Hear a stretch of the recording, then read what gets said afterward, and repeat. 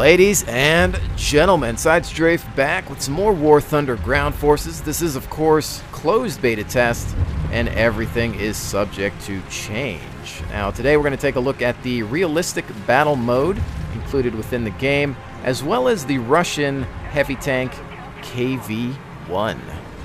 Now, as this is the realistic battle mode, you'll find that the tank handling is a bit different than what you'll find in arcade mode. This is, of course, similar to how the plane handling within the Air Force's portion of the game differs greatly from realistic and full real battles.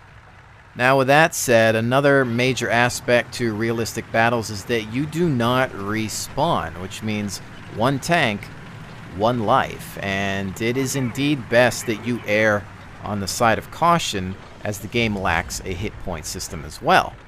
Now, as you're about to see, patience is a virtue. That and the fact that, well, I can't get up this hill. I need support. On target.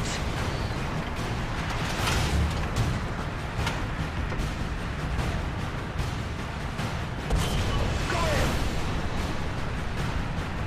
The enemy is preparing for artillery barrage. Repeat, the enemy is preparing for artillery barrage.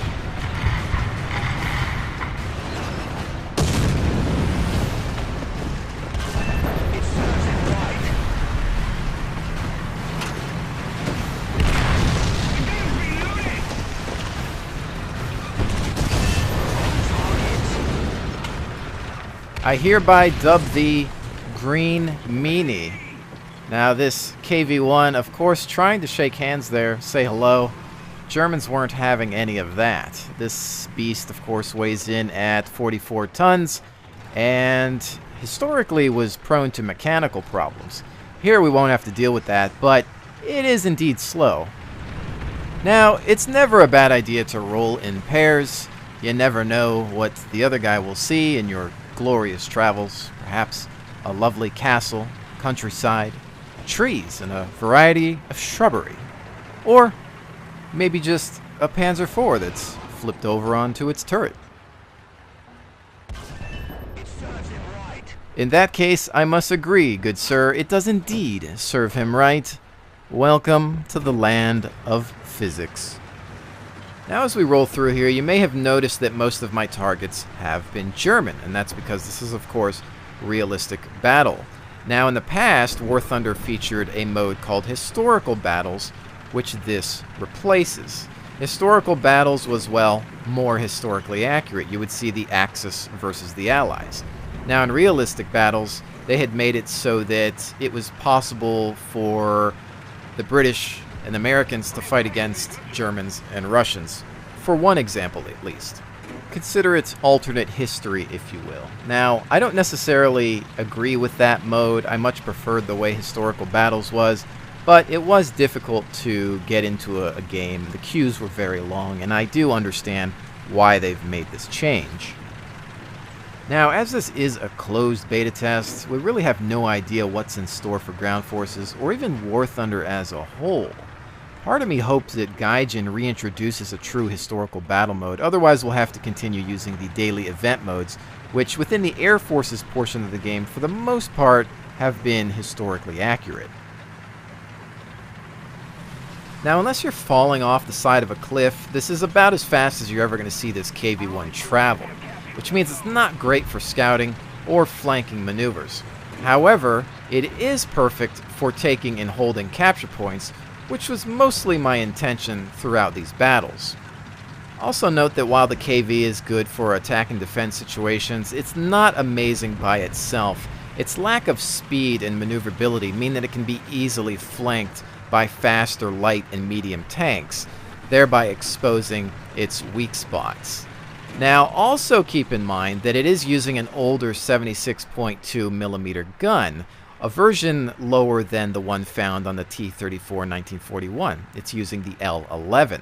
Now, this L-11, it's not bad. It can typically get the job done against most of the tanks currently in closed beta, but when fighting itself, other KVs, it's not fantastic, and you're definitely going to have to look for those weak spots.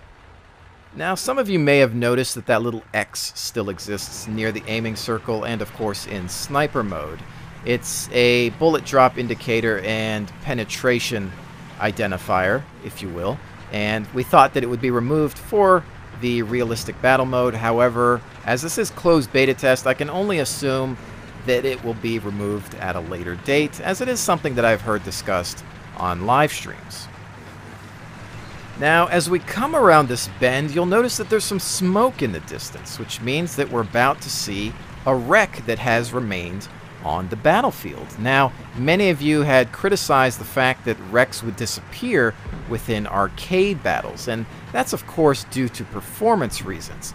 If you have a game mode where you can respawn multiple times, all those wrecks are going to start to add up, and that's going to be a major performance hit, especially in a beta test that's not very polished.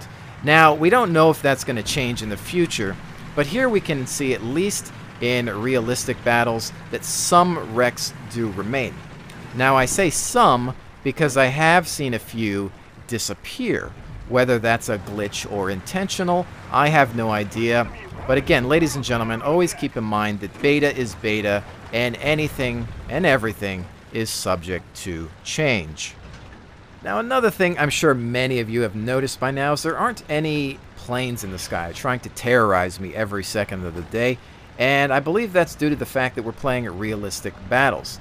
It's possible that the planes are just not available for selection within this mode, but it's also possible that people just aren't choosing them because, well, this is a very limited closed beta test for ground forces, and I'm sure most people are wanting to get their hands on an armored vehicle.